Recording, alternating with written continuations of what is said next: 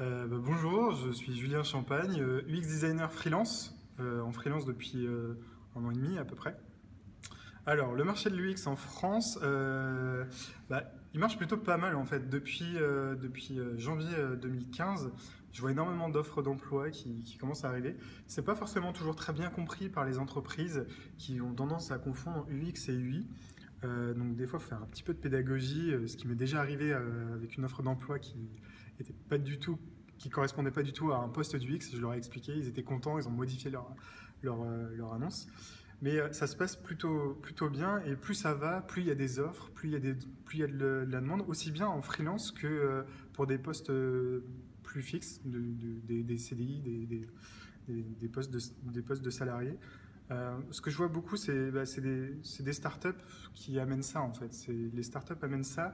Elles ont compris le besoin de comprendre l'utilisateur pour leurs produits. Donc, en général, elles cherchent assez tôt des compétences. C'est pas forcément de l'UX, mais des fois, il faut avoir une sensibilisation à l'UX, à l'ergonomie. Et c'est eux qui amènent ça. On peut prendre un exemple qui est Capitaine Train. Capitaine Train, c'est une application, enfin c'est un site web qui permet d'acheter des billets de train. En fait, ils sont partis de l'idée que l'achat d'un billet de train sur Voyage SNCF était beaucoup trop compliqué. Et ils voulaient qu'on puisse acheter un billet de train quand on achète une baguette à la boulangerie. Bonjour, je voudrais tel produit, ça coûte tant, merci, au revoir. Et ça marche très très bien. Enfin, Capitaine Train, ils ont levé de l'argent, ils se déploient internationalement, leur site est super, leur appli est super, enfin, ça marche bien, ils prennent des parts de marché de Voyage SNCF. Maintenant, ça s'appelle plus Capitaine Train, ça s'appelle Captain Train, parce qu'ils sont internationaux. Et voilà, eux, ils ont vraiment compris le besoin de l'utilisateur, et du coup, ça se répercute. Il y a tous les acteurs, je ne dis pas qu'il n'y a que Capitaine Train, c'est juste un exemple, mais tous les acteurs environnants regardent ça et on voit les choses qui commencent à bouger. Il y a des grands comptes, notamment dans le domaine bancaire, qui commencent à comprendre que l'utilisateur est important et on le voit dans les refontes d'applications qui sont beaucoup plus simples à utiliser, beaucoup plus cohérentes, etc.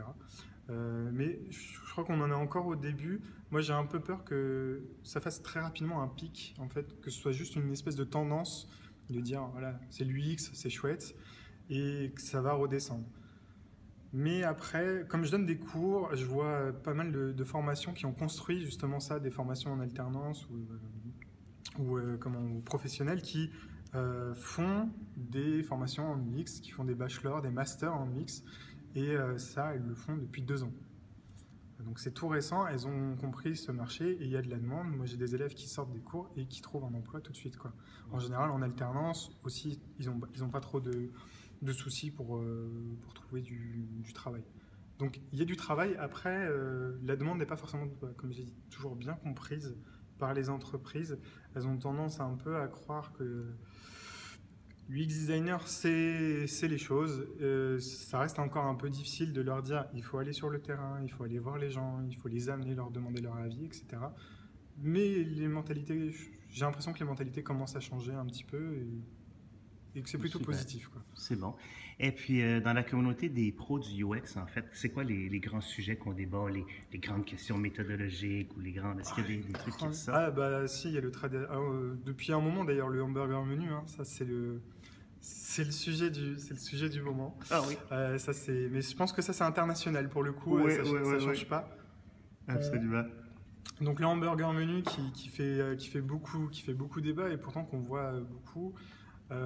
Toutes les problématiques, enfin, j'ai l'impression qu'on parle pas mal de problématiques aussi de mobile. Il y a en fait Mhm, j'ai l'impression, c'est juste mon point de vue, qu'il y a beaucoup d'interfaces qui, après le livre de Luc Wroblewski, je sais pas comment ça se ouais, ouais. prononce, sur le mobile Ouais. first, ce qui est un très bon livre et qui donne un axe vraiment très, très intéressant. Il y en a plein qui sont allés là-dedans et qui font du mobile first, mais qui du coup se posent pas la question une fois sur desktop, OK. comment faire quelque chose qui corresponde à un usage desktop. D'où souvent l'apparition d'un hamburger menu sur une plateforme desktop. Bon, j'ai l'impression que c'est les questions du moment. J'ai entendu parler un peu d'empathie Mhm. il n'y a pas très longtemps. J'ai cru que ça allait devenir le nouveau mot à la mode, un peu Ouais. empathie en UX, et puis je trouve que ça s'essouffle un peu. Euh, voilà, en ce moment, j'ai l'impression que c'est à peu près ça qui Super. revient. Il y a aussi toute une partie innovation. Ils veulent tout le temps de l'innovation. Mais moi, il y a un truc que je trouve un peu dommage dans notre milieu en fait, du X, c'est que, alors c'est pas forcément à cause des professionnels de l'UX, mais plutôt ceux qui voient les résultats. Je prends l'exemple d'Airbnb ou d'Uber.